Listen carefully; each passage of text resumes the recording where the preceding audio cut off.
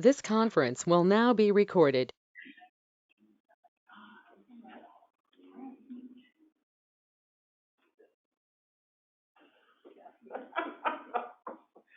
Good morning, everyone. This is the April 2023 State 911 Council meeting. My name is Rob Denner from Westcom, representing the Iowa EMS Association, filling in for Chair Rotter, who couldn't be with us this morning.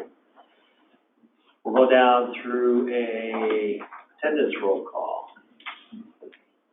Sarah? Okay. Chris Jeff? I am here. Anna? Lawrence Hartman?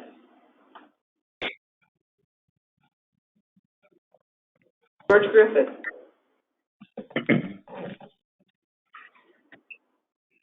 George Griffith is here, sorry.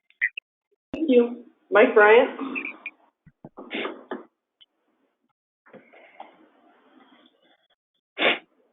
Mark Murphy is absent. Is Tom Berger on the line? Tom Berger's here. Tracy Lawrence Bearden? Hartman. Oh, Lawrence, thank you. Tracy Bearden? She says she might be running late. Okay, there. Richard Pierce? Present. Rob Denner? Here. Jack DeAngelo? Here. Taylor Keeple? Is a quorum. Very good. Thank you. Next agenda item is guest introductions. We've done the roll call. Any updates for the mailing list? We skipped the introduction? Yeah. Because of the virtual? Yeah. Good idea. I would entertain a motion to approve today's agenda. Is there a motion? Kirsten, make the motion. Thank you. Second. All in favor, say aye. Aye. Any opposed? Motion carries. Next is the approval of the March 9th, 2023 minutes. Any updates to it? If not, entertain a motion for approval. That's verbal motion. Who was that one? Chris Jasper? I'll take Jasper. Second? Yeah, Pearson second. All right, thank you. All in favor, say aye. Aye. Any opposed? Motion carries. Item 5, the State of Iowa Administrator Report. Mr. DeRoche.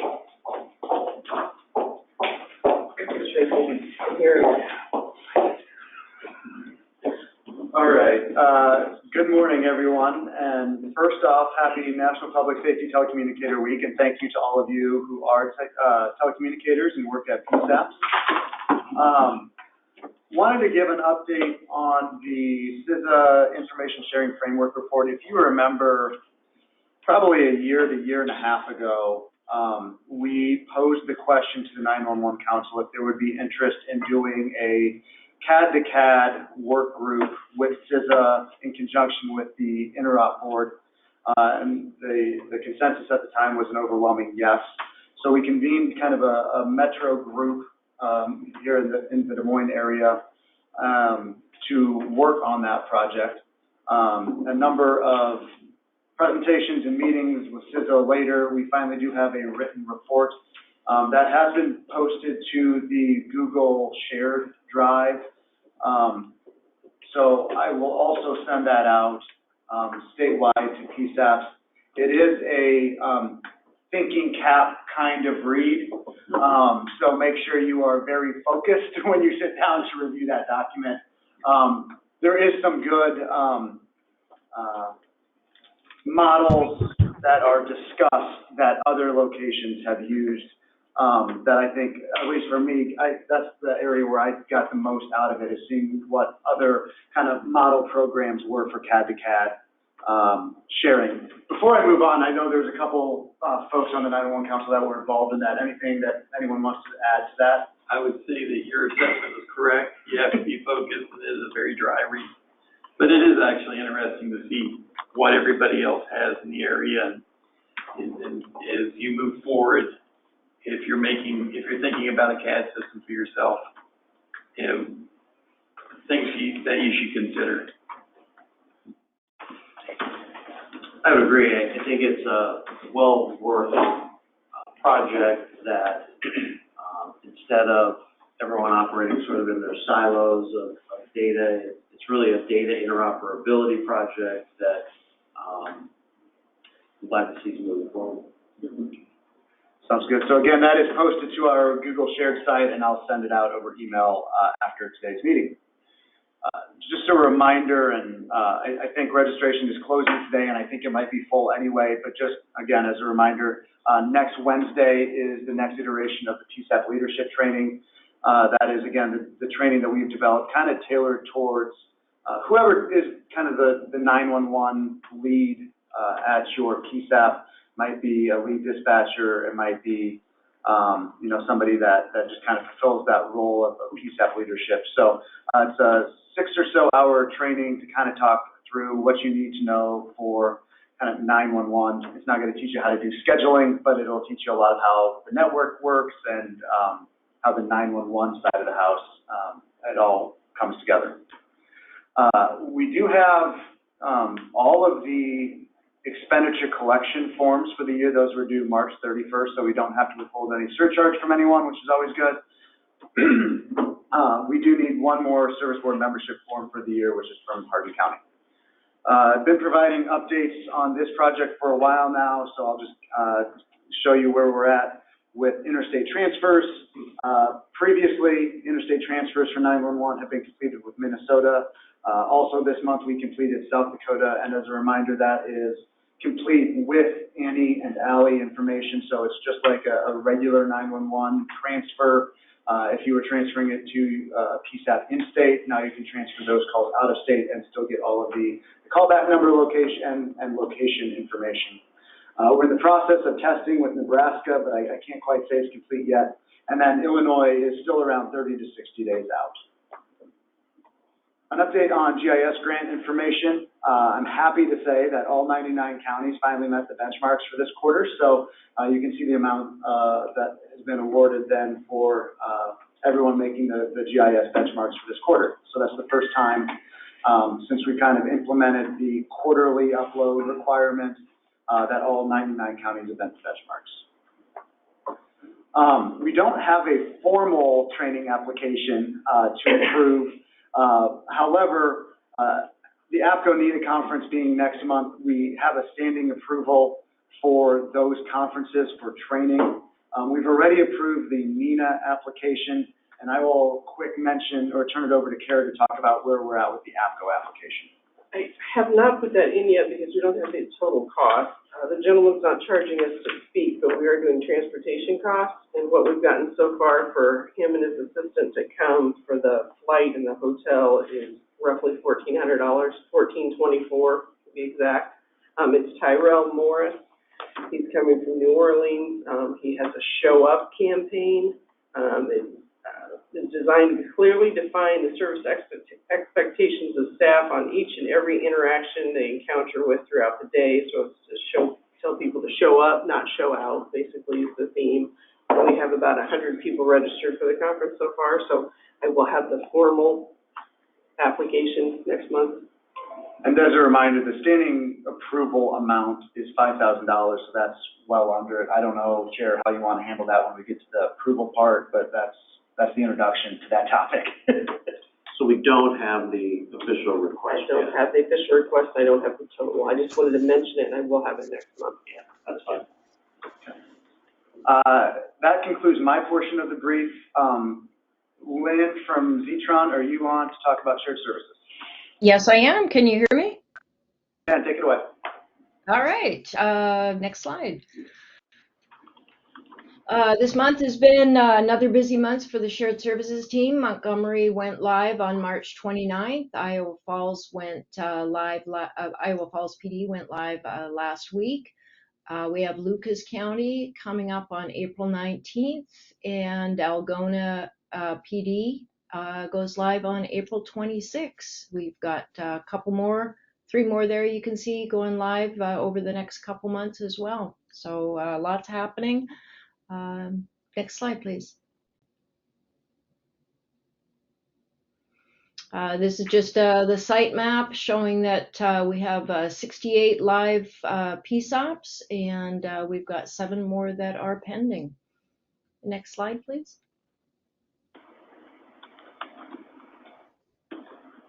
In honor of National Public Safety Telecommunications Week, we had our newsletter come out this week. If you're interested in getting a copy, if you did not already receive it, just send an email to lynn.warren@zetron.com. I'll get you on the distribution list, as well as send you out this month's newsletter.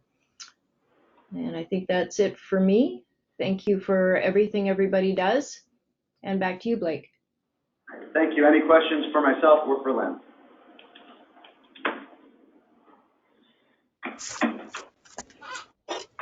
Thank you.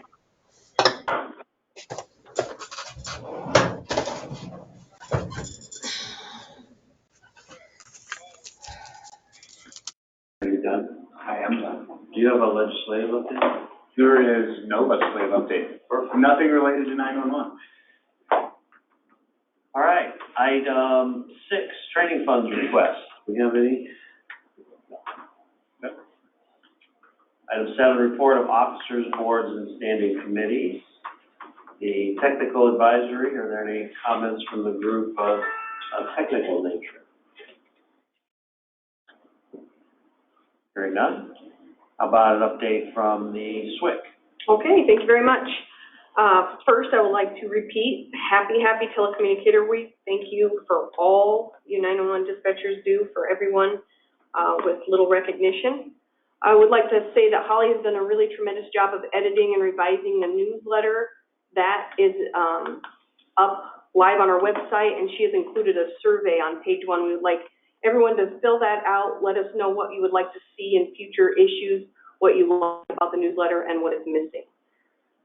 If you want to get on that distribution list, there's a link to her email. The Audio Gateway course will be held next week, 18th and 19th at DPS. We have a full class of 10 students registered for that. The Communications Unit Leader course registration is live, still 20 or so seats. I had made an error on that registration and it had locked it at 10 registrations, so I've edited that. If you attempted to register and had some trouble, you can go back in, and I apologize for that. And we have the Communications Technician course registration live. That'll be held June 19th through the 23rd in Spencer, Iowa. There's still 16 seats available.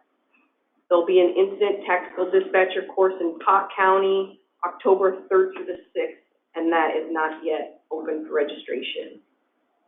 The ISICS board continues to review the Tactical Interoperable Communications Plan.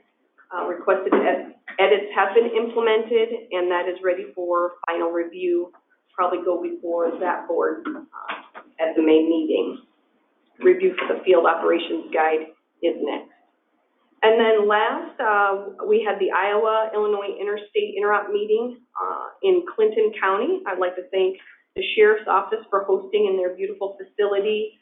We had quite a few that were able to participate, and CISA Region 5 and 7 emergency communication coordinators helped lead that meeting, so very thankful for that. We had great conversation on what is currently being utilized for interoperability between those border counties and agencies and some of the challenges that exist. As we move forward with creating some policy, we want to remind people of the interoperability continuum and all of its 5 components. And this isn't just going to be about technology, but about creating those SOPs, then having training and practicing with usage. I have been traveling to meet public safety in Iowa. Van Buren County would like to upgrade to the system, and we have been conducting radio testing in some of their trouble spots, and we are willing to go out and do that in counties that request it. We've presented to Davis County and a couple other counties on the system. And then I went to Lucas County, and they have integrated their consulate into their console, and they were given training on the system and on status board. I welcome any other opportunity to provide those trainings and dispel some of the misinformation that's out there. Unless there's any questions, that's all I have. Any questions for Swift Nichols? Thank you. An update from our DHS CISA Emergency Communications Division Rep, Chris Myers. Thank you, Vice Chair. I'm going to step up a little bit closer to the microphones. When you're ready, slides up. All right, thank you. So, want to start off and address the 911 Council and the state of Iowa today, and again, publicly acknowledge all the good work that our public safety telecommunicators do. It's Public Safety Communicators Week, and again, thank you for everything that everybody does in the 911 world to take those calls, answer them, and ultimately get people the help they need. Your work is sincerely appreciated. April is Emergency Communications Month as a whole. It's a month to honor emergency communications professionals, and also it highlights the critical role that they play during a disaster. And also, too, one of the focus points for this month is the theme of get connected and stay connected. There's a big push within CISA to make sure that agencies that are eligible for GETS and WPS know that they're eligible for those priority services and to get signed up.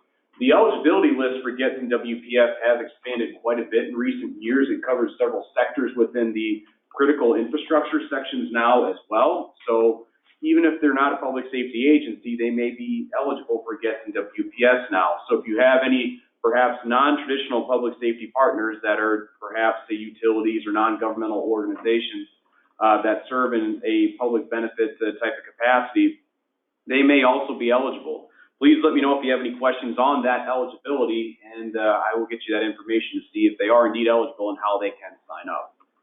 On the next slide, I do want to talk about a recent document that was released. It is called Land Mobile Radio for Information Technology Professionals. This paper is a little bit of a different approach on how entities may be looking at deploying modern, conventional, and also P25-based radio systems. A lot of times in a rural county setting, the IT department will be tasked with configuring that system in coordination with the manufacturer. This document demonstrates some of the differences that need to be taken into account during that deployment and how it differs from your more traditional enterprise setup and configuration. And this can also be applied to other communication systems as well, such as your 911, CAD systems, things of the sort. So this document is out there. It's a pretty good read. And also, if you want to have this sent to you directly, just please let me know. On the next slide, one more work product to talk about directly, and this is more of a cybersecurity advisory for everybody's benefit, and it covers Lockbit 3.0. Lockbit is the ransomware that just will not go away. It is very, very prominent out there, and there have actually been a few communication centers within the Region 7 states of Iowa, Kansas, Nebraska, Missouri that have actually been hit with Lockbit.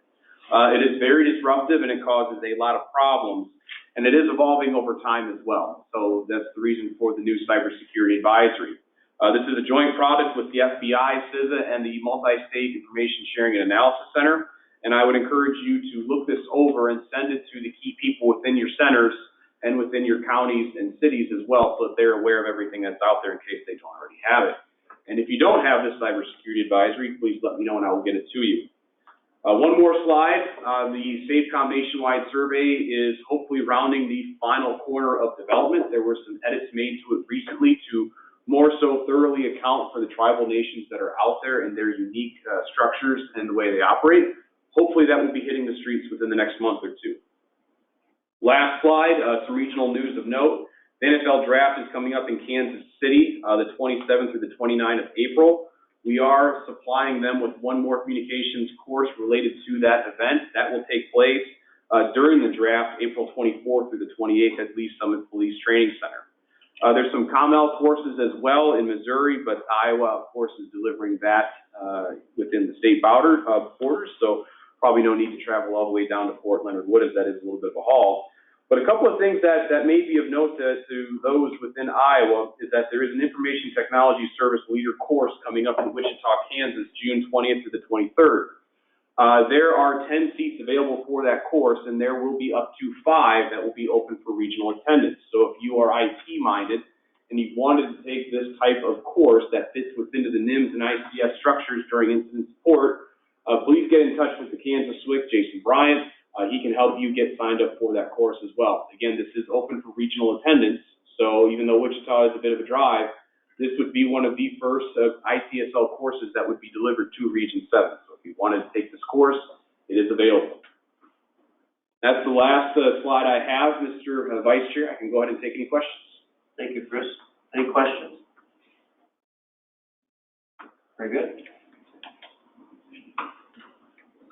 Item 7D, Chapter 34A, Administrative Code Committee update and review of recommendations.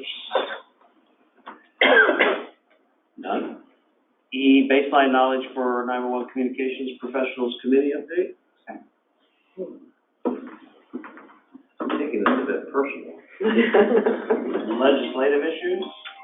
None. Not for me. Boy, we're going fast. Information sharing by council members. Does anyone in the room have anything? Anyone online? Yes, sir, if I could. Yes, please. Who is it? This is Chris Jasper. I just wanted to remind everyone that the APCO-NENA conference is coming up quickly. It is May 1st and 2nd. We have some fantastic speakers lined up for both days. If you have not registered, we ask that you do so soon. We have to have final numbers to the hotel for appropriate food and so forth by the end of next week. So we encourage people, if you're planning on attending, please register on our website within the end of next week. If you're a vendor still interested in a booth, we could probably squeeze you in here in the next couple of days if you want to get with myself or Kara or Stacy Gross from Geocom, who's our vendor liaison. Within the next couple of days, we can probably squeeze you in there as well. Otherwise, we're looking forward to a fantastic conference, and I hope to see a lot of you there. Thanks, Chris. Anything else from anyone online? All right. I don't believe there's any unfinished business or any new business. Under old business, we have finalizing minor changes to bylaws, policies previously discussed. So Kara and I talked about this. I believe Chair Rotter put that on there to finalize the update of the training policy, which has been done. Maybe somebody knows something differently that is tied into the bylaws. The way we left it was like we could change the edit and just send it back out. Which I've done. Was done, yeah, so. And I don't think there was any changes that needed to the bylaws based on the policy. That should be done. Chair Rotter's going to be impressed how fast they are. Are there any travel requests? Any other business from the floor, from those in the room? How about online? All right, announcements. These meetings are held every second Thursday of each month until further notice in conjunction with the Iowa Statewide Interoperable Communication System Board. Our next meeting will be on May 11th at 9 a.m., both in person and virtually. I too would like to recognize the National Public Safety Telecommunicators Week and thank and appreciate the lifeline that they provide to the public and emergency services and everything they do all the time. If there's no other business, I'd entertain a motion to adjourn. Here's what makes a motion. Is there a second? I'll second. Oh, well. We're adjourned. Thank you all.